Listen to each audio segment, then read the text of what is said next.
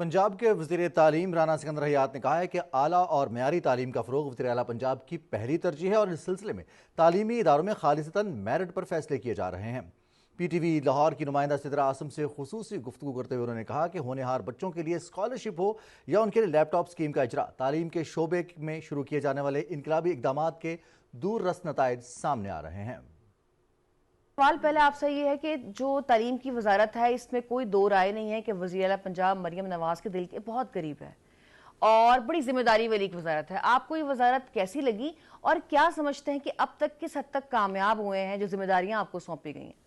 जी, मैं समझता हूँ कि मैडम चीफ मिनिस्टर ने मेरा पोर्टफोलियो खुद चूज़ किया है और मैं फॉर्चुनेट हूँ बिकॉज तालीम जो है ये आपके मुस्तकबिल की ज़मानत है। और आप देखें कि दुनिया के अंदर जितने भी बड़े nations that we speak about today, why is India ahead of us? Because of the access to higher education, because of the quality of education in the IITs. Same goes for Bangladesh. We are at 12% in access to higher education. Bangladesh is at 19, India is at 28. So access to quality दोनों को improve करने के लिए madam chief minister ने बेहतर समझा कि एक यंग मिनिस्टर को मौका देना चाहिए। And this is my first time in the parliament. And honestly speaking, it takes a lot of courage. ये कहना आसान होता है और मैं हर किसी को ये कहता हूँ कि आप एवरेज एज निकालें KPK की कैबिनेट की, आप निकालें सिंध गवर्नमेंट की कैबिनेट की, पिछली 3 कैबिनेट की निकाल लें और इस कैबिनेट की, पंजाब की कैबिनेट की निकाल लें। So it takes a lot and madam chief minister deserves a lot of credit here because उन्होंने ये बड़े फैसले किए।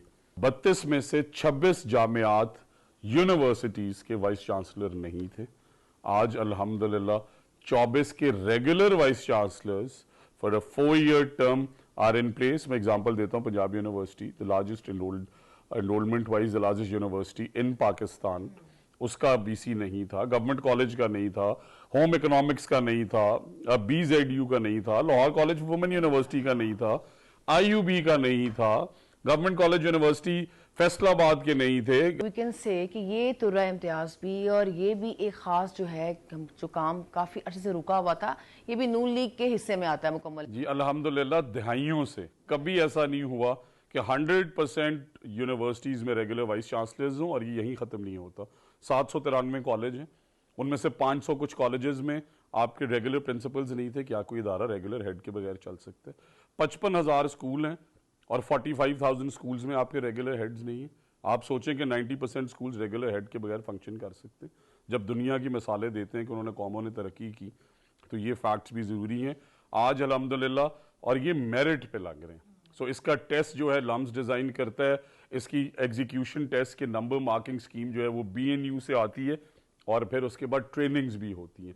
सो पहली दफ़ा merit based regular vice chancellors, principals, head teachers, और साथ ही साथ इस निज़ाम के तहत कि मिनिस्टर का कोई फेवरेट नहीं है। सर, किसी भी मुल्क की पायदार तरक्की के लिए ना बहुत ज़रूरी है कि इंसानी वसाइल की तरक्की हो और इसके लिए सबसे ज़रूरी चीज़ है एजुकेशन। एंड नो डाउट, ऐसा नहीं कि थ्रू पाकिस्तान टेलीविजन मैं बता रही हूँ कि जी नून लीग बहुत काम कर रही है, but I want to talk about ground realities. और ऐसा है कि तालीम जो है उस पर बहुत काम कर रहे हैं।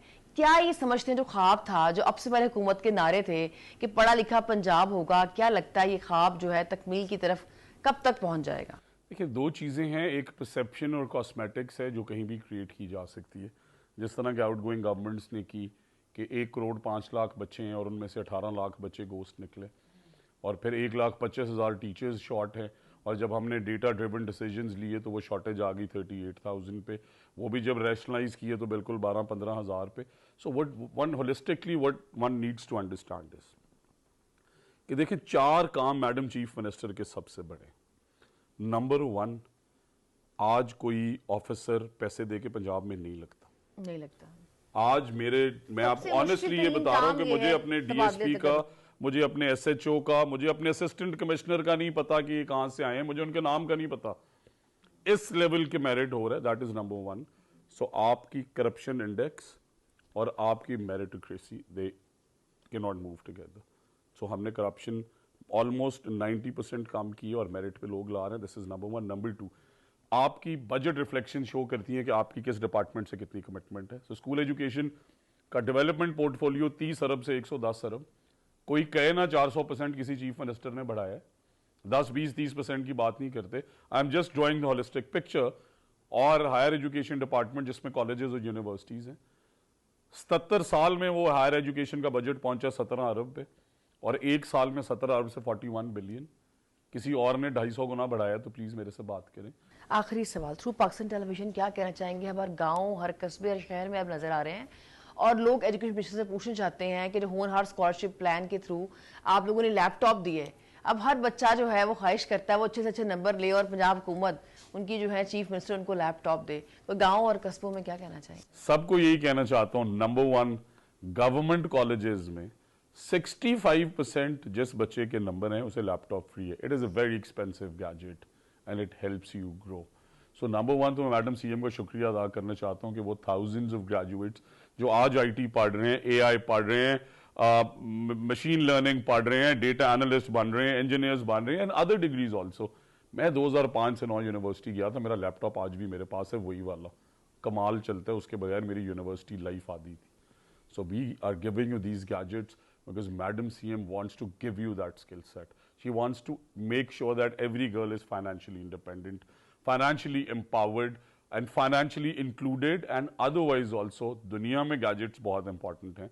So हमारे मुल्क में आप पब्लिक सेक्टर यूनिवर्सिटीज और पब्लिक सेक्टर कॉलेजेस में पढ़ें, 65% नंबर्स पे फ्री लैपटॉप है, 65% नंबर्स पे पब्लिक और प्राइवेट दोनों यूनिवर्सिटीज पे होनहार स्कॉलरशिप है। छुट्टियों को लेकर बड़े अब हाम है, स्कूल तब खुल रहे हैं, अब खुल रहे हैं, सोशल मीडिया कुछ बता रहा है, टीवी कुछ बता रहा है, हम एक्चुअली ग्राउंड एजुकेशन मिनिस्टर के साथ मौजूद है फिजिकली। 18 तारीख से खुल रहे हैं ओ लेवल्स, ए लेवल्स, 9वीं 10वीं 11वीं 12वीं, वाई 18 से, बिकॉज हमने 2 ट्रेंड्स देखे और ये भी डेटा ड्रिवन डिसीजंस हैं कि 9वीं में साल बच्चियां पास हुई हैं 71% ह्यूमैनिटीज में, सॉरी मैट्रिक में, और बच्चे पास हुए 44%।